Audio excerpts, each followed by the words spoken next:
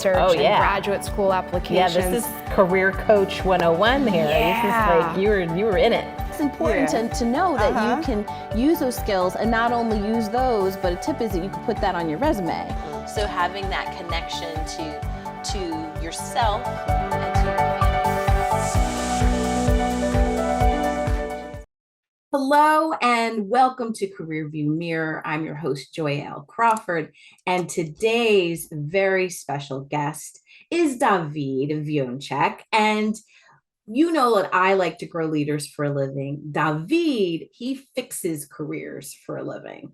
So he helps his clients achieve their goals, whether they're large or small. As an executive resume writer, certified professional career coach, just like me, he's helped unfulfilled, stressed, underpaid professionals find more meaningful, better paying work. Leveraging his years of experience in HR, training and development, recruiting, and resume writing, he designs realistic strategies to help his clients land interviews, earn promotions, and develop key professional skills. Now, he's worked with giant corporations, small startups, medium-sized nonprofits, and nimble agencies. He uses his diverse experience and creative energy to enhance his clients' documents, both in print and online. He's obsessed with providing the highest caliber of service for each of his clients. And if you're serious about accelerating your career, he's the one to work with. So I am very, very excited to have you on the podcast. Dawid, welcome.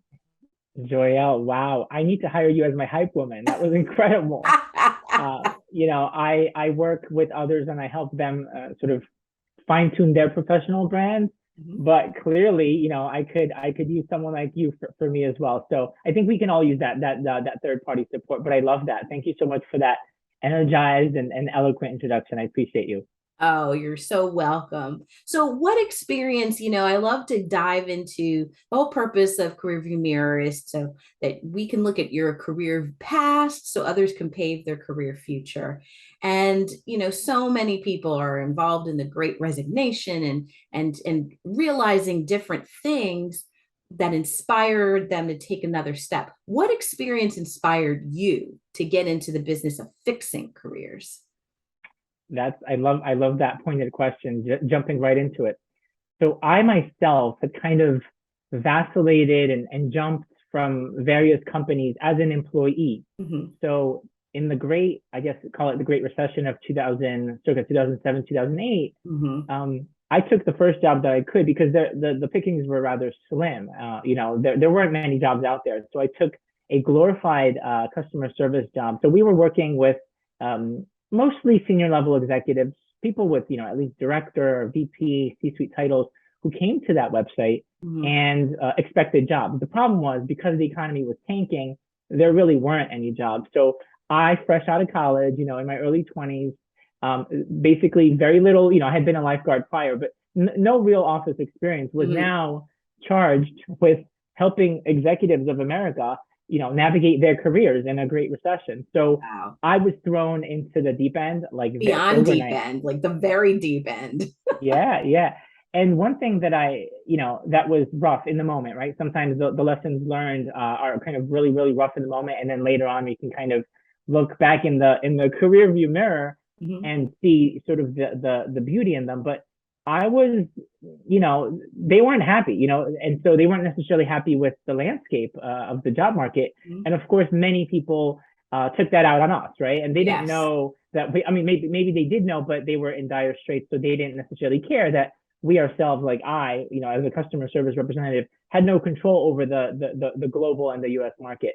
So I did the best I could to sort of empathize with them. And I think that's really when I started to grow my empathy skills, which have served me so well in my private business. So that's how I got into the kind of the industry of serving others right after college, my first full-time job. Like I said, throwing me into the deep end. Yes. It seems like almost all of our first jobs have felt like that, where there's no preparation. It's kind of like, here you go. There's no training. You just kind of learn on the job as you go. I think my first my first foray into human resources was employee relations. It's like the nittiest, grittiest side of HR that you could possibly start in. And I had no experience in doing that. But you leverage your transferable skills and also hone into strengths that you almost didn't even know you had, which is your empathy. I know that this isn't even something that we had planned on, but I really wanted to tap into, what do you think helped you build your empathy skills with working with those clients, those when you first started in your new business as a career? Yeah, well, I think there are so many ways to answer that question. At the very least, this was my first job, and I wanted to kind of prove myself that I could, do my first job. It was an entry level. It was an entry level, so it's not like I was doing, C-suite type of decision making. But I wanted to, I was like, hey, I need to prove myself in this entry level first job. The other thing is, I think I've always been an empathetic human being. Something that comes to mind is, sometimes you watch these like, funniest videos back in the day, America's Funniest Video. Now it's like TikTok or whatever. And some people, like there's that sort of quintessential, someone slips on a banana peel and everyone laughs.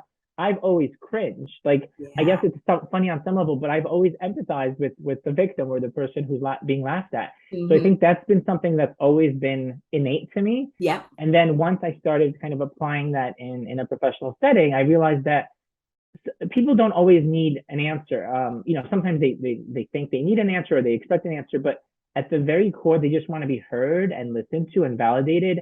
And sometimes you can kind of, calm them down and explain to them what they can do. They're a little bit more receptive because they hear that you care on some level, that you're not just a cog in the wheel, that you really care. You want them to feel supported and heard. And so that was like that sort of, maybe that one of those first light bulb moments for me where I was like, even if I don't have all the answers and I can't solve all of their problems, at the very least, I can listen to another human being and make them feel heard. Oh my goodness. And that's lessons learned that employers need to hear. I mean, this nugget is good for first-time employees. These are good for people who are already working, managers, leaders of people. It's so important, even just as an individual contributor, to strengthen that empathy muscle. You might not have all the answers, but being able to kind of see where they're coming from, and to know that. It probably also helped kind of de-escalate some of the situations. Like you said, they were kind of like pushing on you that you were responsible for helping them find these things. But, as we know as coaches, it's really the client that's responsible for taking the lead and pushing themselves where they need to go. But yeah, that's such good goodness.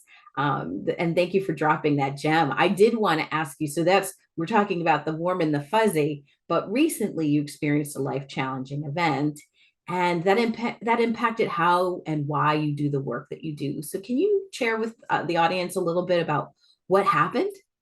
Yeah, well, I mean, I think as most human beings, certainly the types of people that I serve and I work with, everyone has challenges, whether they're financial or medical or psychological, anything. So for me to serve other people with challenges is like almost routine. I don't make light of that, but it is common. I mean, that's what I do all day long. Right. Last year, though, I had my own sort of medical issue where for 2 months I was completely out of commission. Like there was just all of these symptoms that were kind of unexplained, and I'm good now, magically. But there were 2 months where thank you so much. Yeah, there were 2 months where I basically I was forced into a sabbatical because I couldn't work. And so it wasn't like I was burning out. Again, I'm really big on, creating balance and buffers into my schedule. So it wasn't like I was, being a hypocrite and working myself to the bone. And then I got sick. It just came out of nowhere in kind of in the middle of a really, really wonderful, awesome summer. So, sometimes medical mysteries happen that way. So for 2 months last year, I was, like I said, out of commission. I wanted to help my clients. They were also in dire straits. They were also going through the pandemic. They were also going through, tons of issues of their own. But I realized, boundaries. Like I have to take care of myself before I can take care of anyone else. I mean, that's kind of like, fundamental. And yet I had to kind of learn. I remember that moment where I basically had to email all my clients and say, I need to check out for a while. Here are some resources. Here are other people that you can kind of tap into. Here are some articles, but I will not be available for the interim. And not a single person gave me, crap for it. I think everyone realized that, first of all, I had been supporting them so effectively until that moment. And, everyone expressed concern and support, and no one gave me a hard time for, putting myself first that time around. So that was last summer, 2021. Yeah. And that was, again, amidst a global pandemic. So there was Yes. so many layers to that. Yeah. So many. And you know what I think is beautiful is that your clients reflected the same empathy that you give them back to you. And there's something wonderful about the reciprocal effect of giving empathy, the power of giving empathy, and not only giving it to your clients, but to yourself, where you were just like, I just can't, I can't do anymore for everyone. I've got to take some time out for myself. Okay, so I'm a type A workaholic type person. So I do burnout. I run myself to the ground, and have experienced burnout as an entrepreneur and as when I was in corporate. Talk about it in the book. But it's just, did you have any moments? Because it sounds like you have good boundaries, but did you have any moments at all where you were like freaking out about the future of your work, or were you just so concentrated on your health that so were there any freak out moments during this recovery time? Again, it was 2 months of I was basically, I felt like completely useless to the world and to everyone around me. And again, I'm usually the person people come to with these issues, with problems. So it was an interesting sort of reversal of the tables being turned.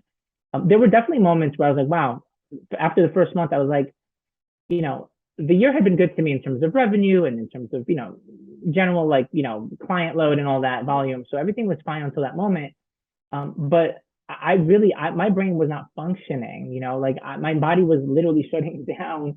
So I didn't have even the luxury of thinking like, oh, when will I get back to work? I was just like, I'm basically like done. I wasn't in the hospital or anything. I was at home recovering. But yeah, I mean, I think probably if my mind were working, I'd probably be freaking out. But I was like, hey, right now I just need time for myself. I'm actually a huge proponent of sabbaticals for sort of proactively, right? Yes. For many of my clients.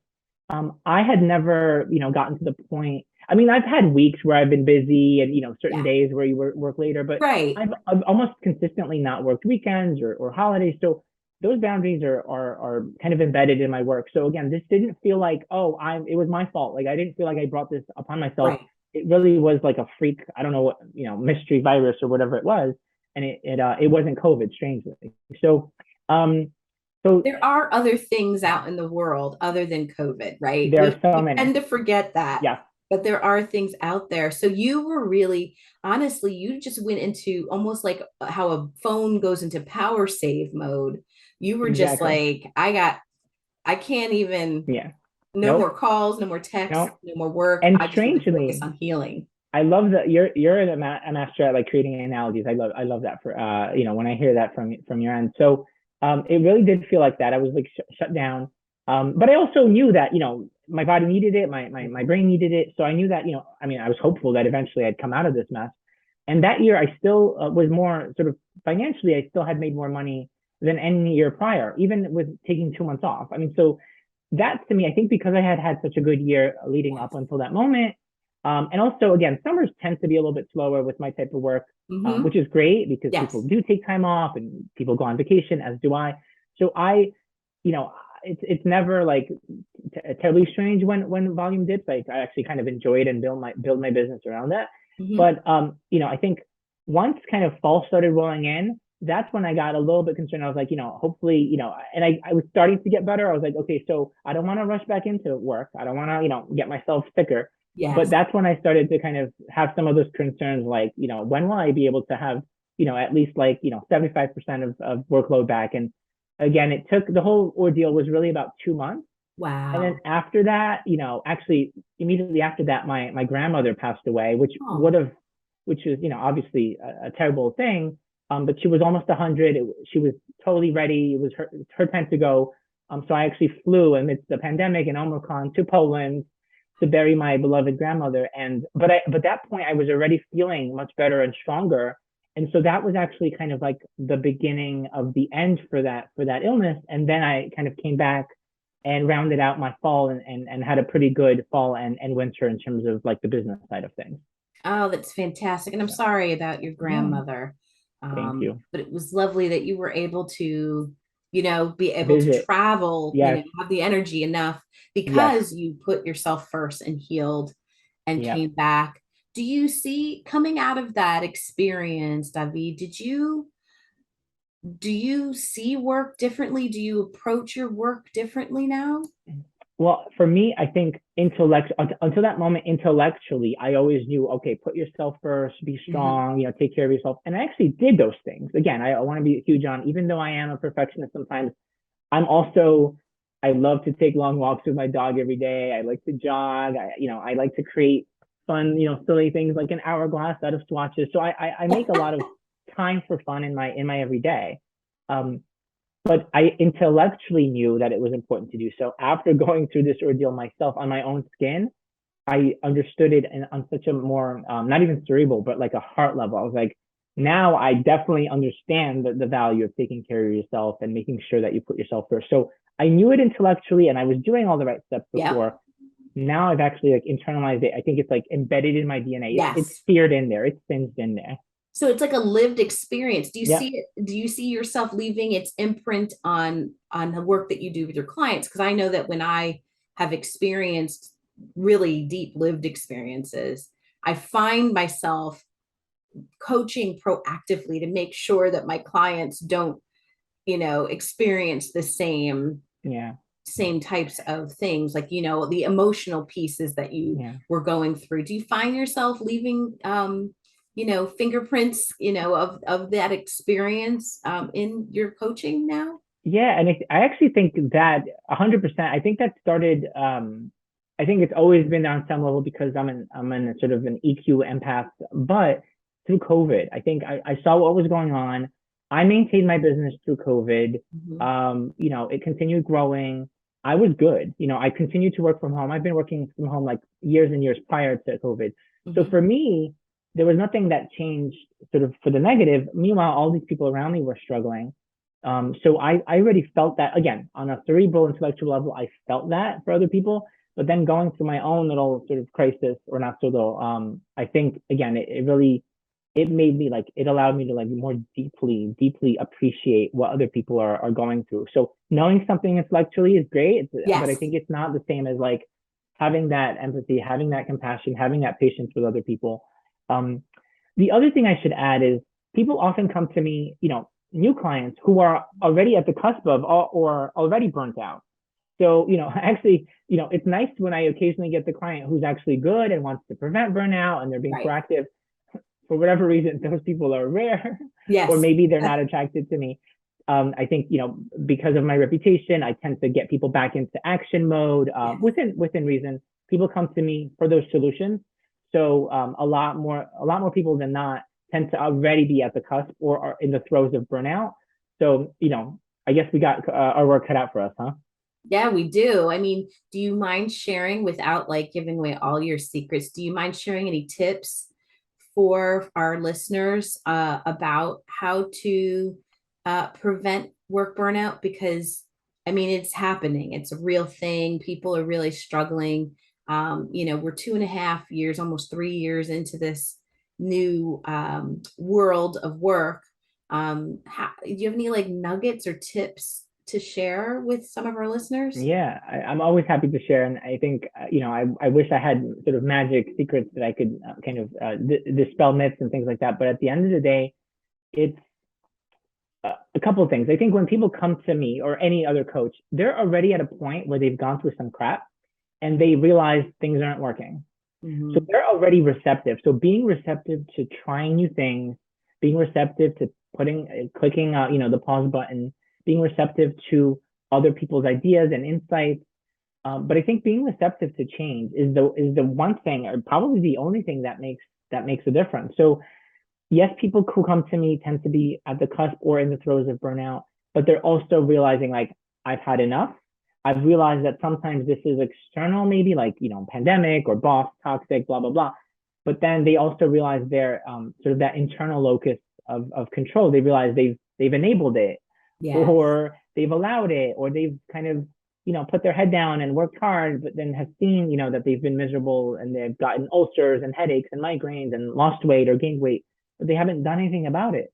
So just sort of being receptive to change is something that has, tends to work. And also, as a coach, I have this fundamental belief, and sometimes I actually say it at the start of an engagement. I don't always say it, but it's something to the tune of, I believe that every human being is already complete and full and resourceful and resilient. So the answers are already within. I'm not some guru or some expert who's gonna like give you all the answers. I mean, I can kind of share what has worked with other people and give you examples, but at the end of the day, you've got to fit what resonates with you. So, and I think people find that really, I don't know if it's eye-opening or reassuring is probably the better phrase, of like, oh yeah, I mean, I know I got this. I just need a little support. I just need a little bit of empathy and compassion. I need a little bit of kind of steering and guidance. But at the end of the day, my clients are all high achievers. They're smart. They're accomplished. They've got their answers and their solutions and skills sometimes buried under layers and layers of stress and fear and insecurity and sort of negligence. But it's already there. It's not like I'm creating something from scratch. I'm kind of tapping into what they already have. So being open to change, being responsive to change, and also being open to understanding that the magic is within you, almost like Glinda the Good Witch, talking to Dorothy and the Wizard of Oz, Right. The magic was in you all along, There we go. It's almost helping them, just creating a safe space. So, you really are the fairy god mentor. You really are. I love it. I love it. Thank you. Yeah, when you experience, and you are too a fairy god mentor, I think it goes beyond coaching. We fix careers, we grow leaders for a living. It's seeing and reflecting back what we're witnessing, and I think clients don't even know that they have that magic within. So just being able to just reflect it back, I think that's also something to help with that work burnout, is understanding that secret sauce, that magical goodness that you have inside of you. Not only that, understanding the magic, but being able to say, you know what, I'm going to take this magic and take some vacation so that I can continue having this awesome magic. Or maybe I need to take this magic somewhere else, or maybe I can take this magic and create a wonderful project or idea that's going to save my organization thousands of dollars or millions of dollars. So being open and receptive to the magic that's within is also a way to avoid that burnout. It's so important. It's you get so close to things that you can't really see out from beyond all of the work. So I appreciate those tips. Now, and speaking of one more thing. So speaking of that, the other thing that I do is, even though I'm kind and empathic and very generous and compassionate, I'm also ruthless. Like you have to be, right? Because a lot of times people come to you with excuses, and it's like, well, you've told me these excuses 17 times, and you said you're kind of at the end of your rope, but you're not willing to change and you're not willing to do anything about it. Sometimes if you have a really toxic culture or toxic boss who's like straight up harassing you or just nasty all the time, even though if they're legally not harassing you, they're just mean. There's no amount of, you can coach yourself to the moon, but sometimes you have to leave those kinds of situations. So my question often to people is this reality check of like, okay, this is what you said you wanted, but what are you willing to sacrifice for that? Like straight up. And people are off. Some people have answers to that. And they're like, oh, I can take a pay cut and all that, which is amazing. Other people are like completely taken aback by that question. It's like, what? Why do I have to sacrifice anything? I'm like, well, first of all, this is life. Anytime you make a change, there's no perfect job. I mean, there might be, but they're few and far between. So what is it that you're willing to negotiate on and sacrifice? Sometimes it's money, but a lot of times, is it commute? Is it a feeling of fulfillment and alignment? Like, are you going to go work for another company that you don't believe in, and you're going to make a ton of money, and you're going to work crazy hours, and you're going to be, not spending time with your kids or, significant others. So what are you willing to sacrifice? And what are you willing to sacrifice in the short term? Like, what are you willing to tolerate as you're changing? And then what are you willing to sacrifice in the long term? I think if you talk to any, one of the things I've listened to like a lot of master classes and over the years and TED Talks, like a lot of these, hyper, elite athletes and the visionaries, they've said, for my craft, I've had to sacrifice all these amazing other things in order to get to what I want. So it's not like, oh, I'm now the number one tennis player and I still have the most amazing social life and I still, vacation all the time. No, it's like some of these things have to go in order to make space for this amazing thing I wanted. So the reality check is something I give to people if necessary. And that's important. No, it's so important to be realistic.